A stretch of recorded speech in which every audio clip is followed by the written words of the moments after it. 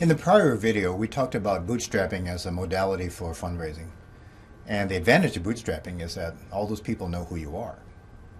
But the disadvantage is there's not enough money there typically to get your company well funded. So at some point, you're going to have to approach strangers. So in the slightly later stage of fundraising, we'll call that strangers, and the various modalities of fundraising at this stage are crowdfunding, accelerators, incubators, and government sources. Later on, we'll be talking about professional investors. Crowdfunding is a relatively recent innovation in fundraising. On crowdfunding websites, you can sell either equity or product. When you're selling product, that is a form of customer financing. By customer financing or selling product, you go to your website, you offer a product for sale, and the product doesn't even have to exist yet. But you're online with one of these prominent websites like Kickstarter, like Indiegogo, offering product for sale. People are buying that in advance perhaps, and you're going to take that capital, the money, the advance that they provide, and use that to further develop your company. You can also sell equity online, but the legal status for selling equity varies by country.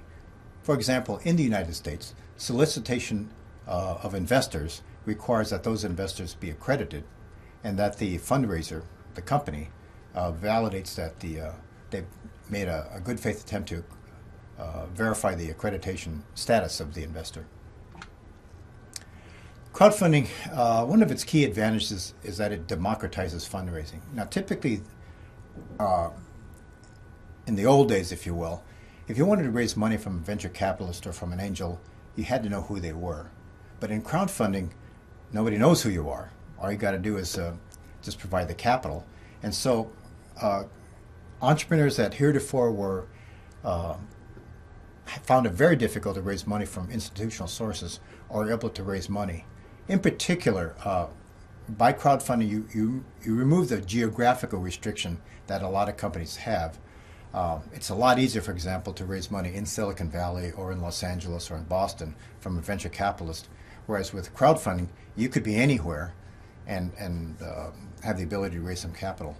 Another element of this democratization process is that it's easier for women now to raise money through a crowdfunding platform, whereas before, because of certain networking events, it was a little more difficult for females in particular to raise money from institutional sources.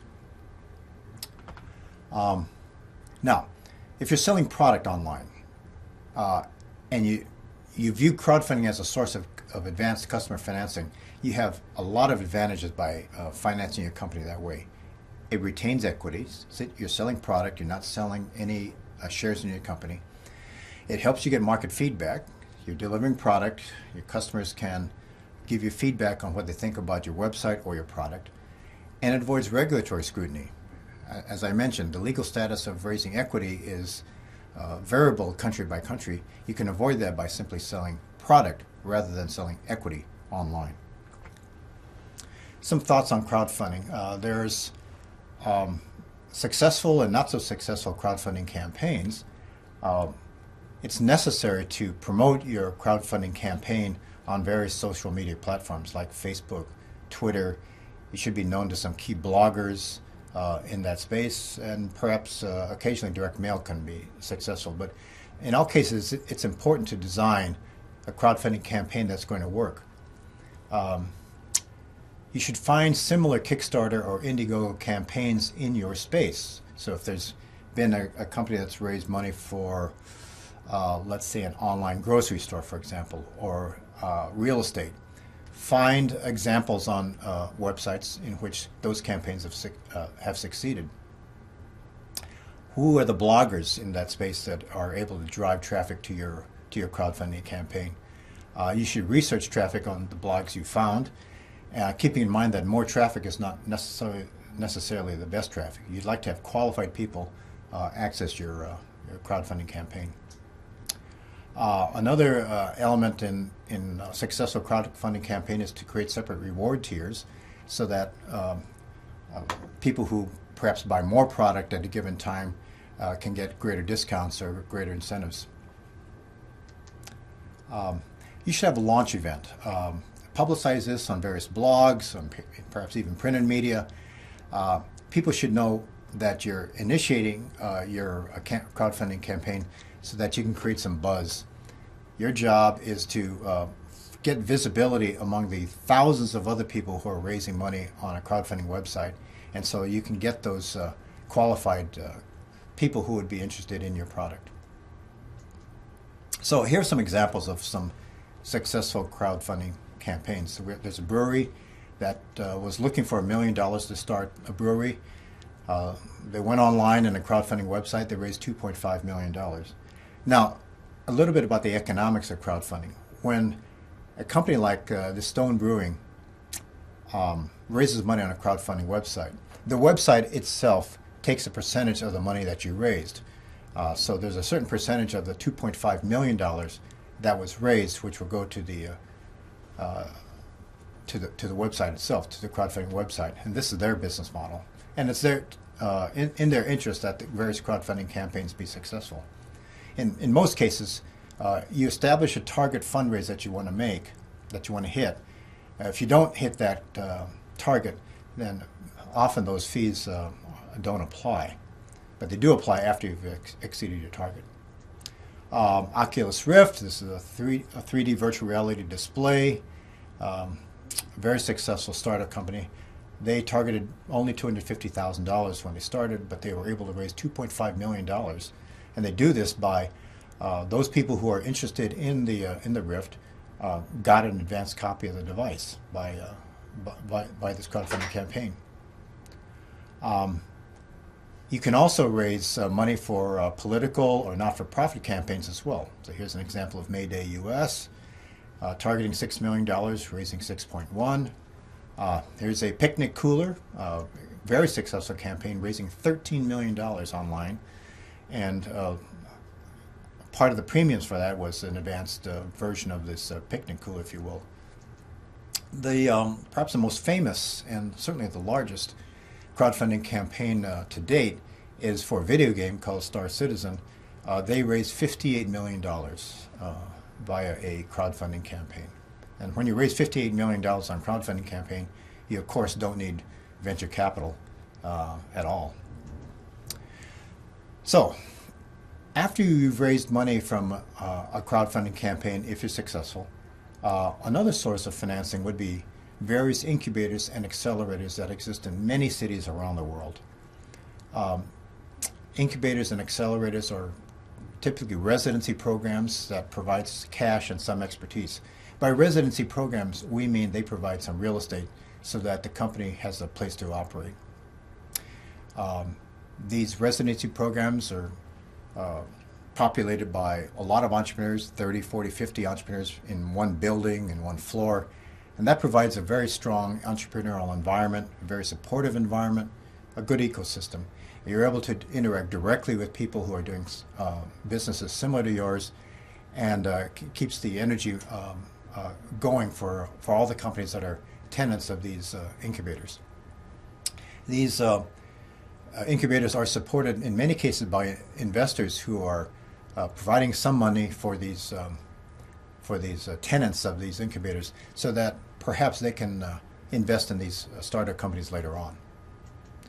Now, another source of these facilities are the various local governments who are interested in community development. So, for example, if a city or county is interested in further expanding its entrepreneurial reach, the government itself will establish an incubator and invite companies in for getting some support. Now, let's divide up the definition of incubator and accelerator into two groups. This is definitional as it's applied typically in California. So in California, you have incubators who are typically local government agencies. They're the last group that I mentioned before. They're supported either by a city or county or perhaps a chamber of commerce. Whereas accelerators are private entities typically financed by investors. In an incubator, you can stay for quite a while. Companies can stay there as long as it takes them to come up with a business that's substantial enough to help the local economy. Whereas in the form of accelerators, the tendency is very short term. The idea here is that companies have to be constantly refreshed so that these investors can see more and more companies as possible candidates for further financing. So keep in mind that if you go to an accelerator, a private accelerator, you're not going to be there for very long. After you're there for a few months, you are off on your own. Many cases, these government or chamber of commerce entities do not invest cash and therefore do not take equity. Whereas nowadays, the state of the art typically is that accelerators will invest about $50,000 to $150,000, sometimes more, in your company, and they'll take an equity stake of on the order of 5 to 10%. In incubators, you have some mentoring, but in accelerators you have a lot of mentoring.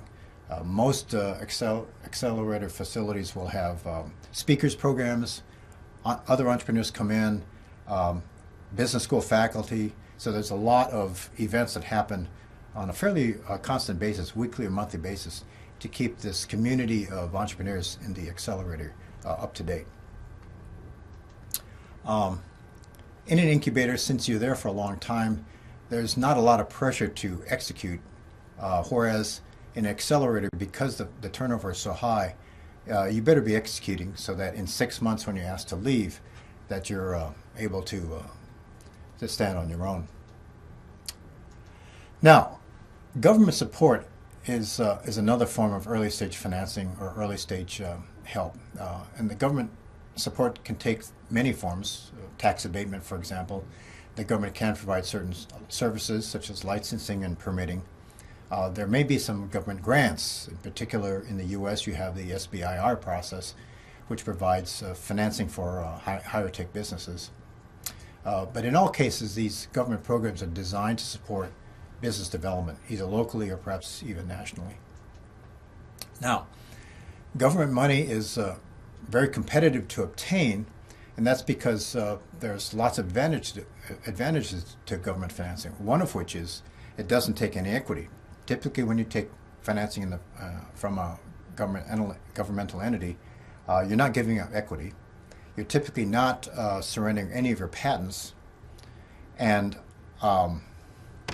you're part of an ecosystem. Typically, the agency that provides some financing, for example, in the case of the federal government in the U.S., once you have money from that source, you have a certain cachet or level of credibility that you're able to take to the private financing community.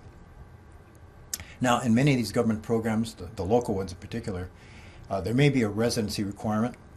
There may be a requirement that you hire a certain number of people.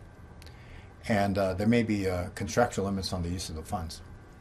But in many cases, I think entrepreneurs will be well advised to take advantage of government programs where they exist in the early stages of financing. So, in summary, after you've taken money from the bootstrapping process, you're going to need some more money. Crowdfunding is a new and good method of providing some financing. A lot of entrepreneurs have had a great deal of success in crowdfunding campaigns. But in addition, business incubators and accelerators can offer significant advantages as well, particularly these mentoring process or the process of being co-resident with other entrepreneurs who are in your same situation so you can share experiences. Okay, once you've raised money from bootstrapping, from incubators, accelerators, crowdfunding, and government sources, you still may need to find additional sources of financing. And so with that, we'll be taking up the topic of angels and strategic investors in our next video.